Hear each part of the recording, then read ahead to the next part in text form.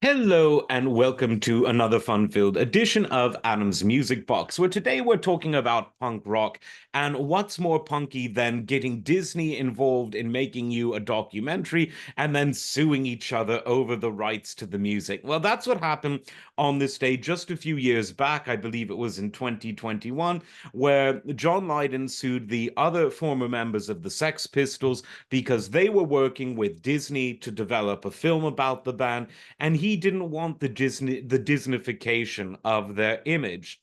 Now, punk has always had a contradictory side to it. On the one hand, there were a lot of elements of it that were fake, even though the ideas behind punk were all about authenticity, rebellion, iconoclasm. The Sex Pistols themselves were formed by a fashion designer, um, even though the guys in the band were authentically working class English kids from London. So already there's that contradiction. The Clash, a famously more political band in a direct sense, albeit very sardonic compared to the Sex Pistols and more prolific. Most of the guys in there were middle class and they were, as they would say today, LARPing as working class in the LA punk scene that developed around the same time. A little later, if the English punk scene was in the late 70s and the New York punk scene the mid 70s, the LA was more of the 80s scene. And a lot of the bands who were in the heavy metal scene, the glam rock scene that the punks were attacking, a lot of them were just ordinary people from pretty humble backgrounds, where a lot of the punk kids were, the wealthy kids from Encino who were again LARPing.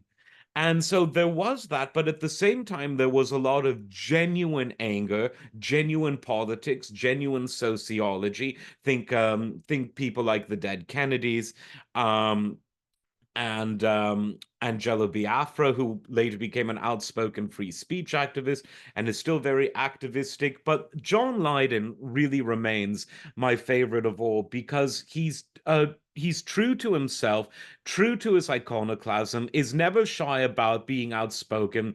He's often being funny. He really, pardon me, he's mocking the fact that a lot of the people analyzing punk, kind of like what we're doing on this show here, they take everything too seriously. And he's just there to stick two fingers up and say, are you really, really taking this music industry crap seriously? In that sense, he's a bit like Frank Zappa. But I've just found his commentary so interesting.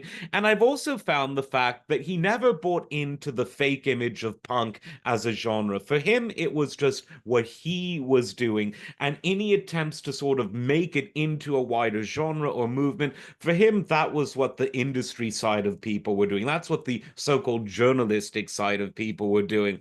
And he kind of proved it because they say, oh, punk is going against prog rock in England, and oh, prog rock's going against glam rock in LA.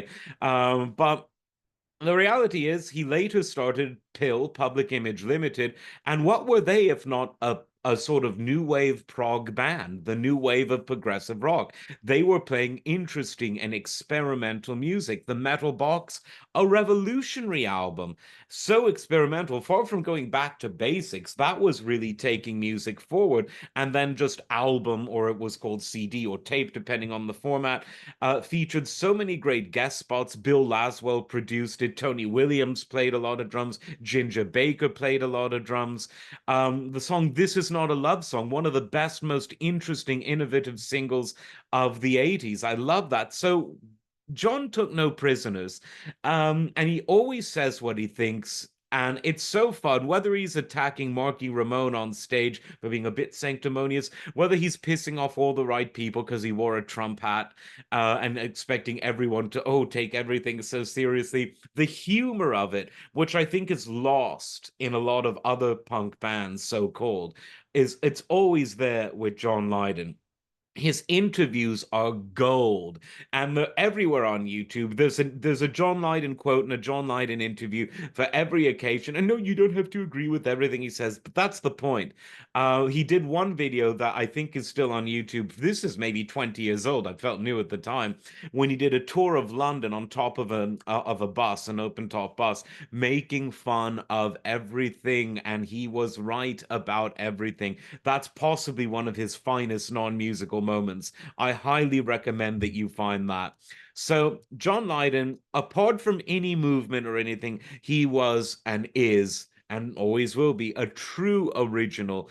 And I don't think he sold out, because selling out isn't about your pocketbook, it's about your principles and pissing people off when they're being sanctimonious. He passes that test. That's why I love him. Like, subscribe, and we will see you next time. Take care.